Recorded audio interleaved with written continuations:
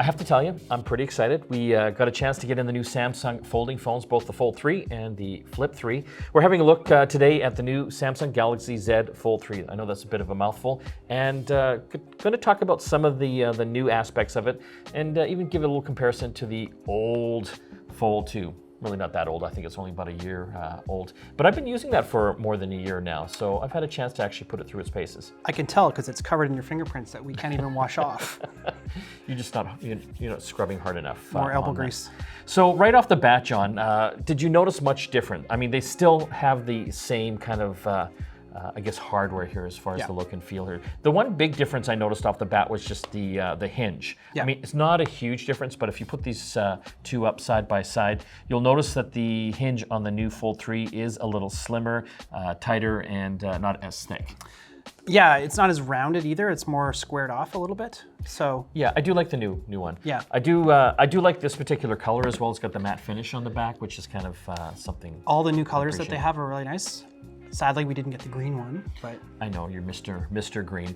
Yeah. Something else interesting about the new Fold 3 here, and you might not be able to see it, but there is a camera, of course, on the screen, but it's basically underneath the screen, which is a departure from pretty well every other phone on the market right now. So we've had a chance to take a few pictures with it. They look pretty good. I couldn't really tell a difference myself, but I do like the fact that they've kind of hidden it now. Some people have said, with photos taken through that, it's like you're shooting through something, right? Because you are. But, you know, pretty good. It's a selfie camera, so... Yeah, I mean, am I trying to win photography awards with that particular camera? No. I would much rather use the back cameras here, definitely. So, the screen apparently is also 80% stronger compared to the previous model. And I'm still amazed at, how they can make these so strong. Like, it's folding glass. Yeah. You'd think that this would break so easily, but it just gets stronger with every iteration. Even yours, I mean, there's no noticeable fold, no pun intended, on the screen. I mean, there is a slight little... You can only see it when you're kind of flashing it under a light, but if you're using it and you've got it on and you're reading web pages and stuff, like within seconds, you don't even notice it anymore, essentially. Yeah. Apparently, the screen is also 30% brighter than the previous incarnation of this here. And they're using dual 120 megahertz refresh rates, variable refresh rates. So when you really want to get into reading some good web pages and text, you get it right up there to 120 megahertz. But if you want to save battery, it'll automatically go down to 60 hertz. The other big thing, water resistance rating. I think that's a big deal. IP8? IPX8. X8. I can't even keep track of all of them. So that's not full waterproof. It's basically water resistant. Yeah. So you're not going swimming with this? No. No. No. But if it did take a quick dunk or get splashed, it'll be fine. In the rain, you're probably fine, yeah. But overall, I think it's a beautiful piece of hardware. It just comes down to, do you want that full-size tablet? When you fold it up, they've come a long way since the very first folding phones here, but it's kind of thick in your pocket. It is a little thick. So you just have to ask yourself, do you mind that in your pocket to get the big 7.6-inch screen? And before I forget, the big deal on this is it supports S Pen now as well. Yes, which unfortunately we don't have one to show you that functionality. But the nice idea is that you can actually just, put it down like this. You can draw down there. You can have it side by side so you can take notes while you're scrolling through your emails or something like that. Lots of options. And again, like you said, this more durable screen you can now write on.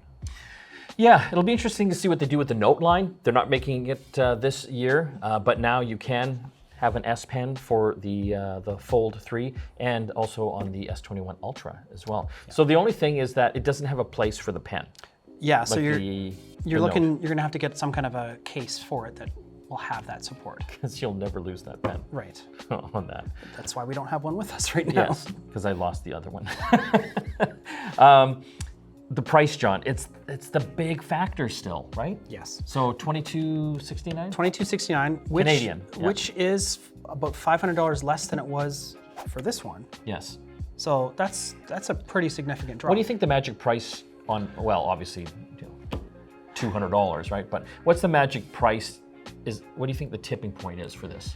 Well, the trick is with this is it's it's not a flagship phone from a specs perspective, Yeah. but it's a flagship experience, right? Because you've got this cool folding tech and that kind of stuff. It's a tablet, it's a phone, it's a tablet, it's a phone, like, you know, so you're paying a premium for that, but not the same kind of premium you'd pay for a flagship model. Yeah. So I think it should be at least in line with the flagship, but basically, you know, you flagship's over here, the fold's over here. It's a trade-off. You get the folding tech instead of the better camera or the better processor, that type of stuff, right? Yeah. Like, so there's always a trade-off for that. So it's still a little too much for my blood. It is, yeah. Yeah. So $22.69 Canadian.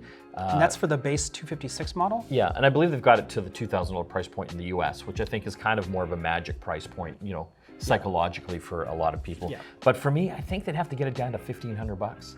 That's what I'm saying, like roughly around the flagship pricing point, Yeah. right?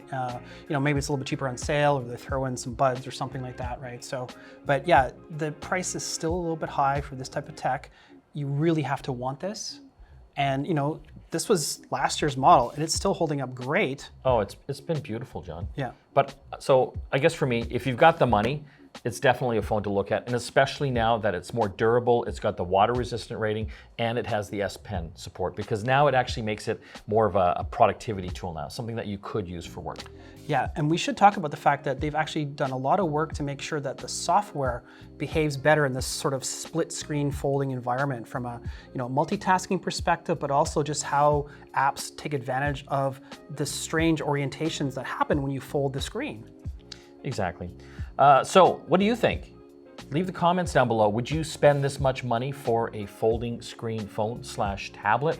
Or what price do you think it has to get to? And make sure that you do hit the notification button for any of the new videos that we have coming out. And we have lots of other great Samsung videos for you to check out as well. Including the Galaxy Z Flip 3, which might be a little bit more in your price range.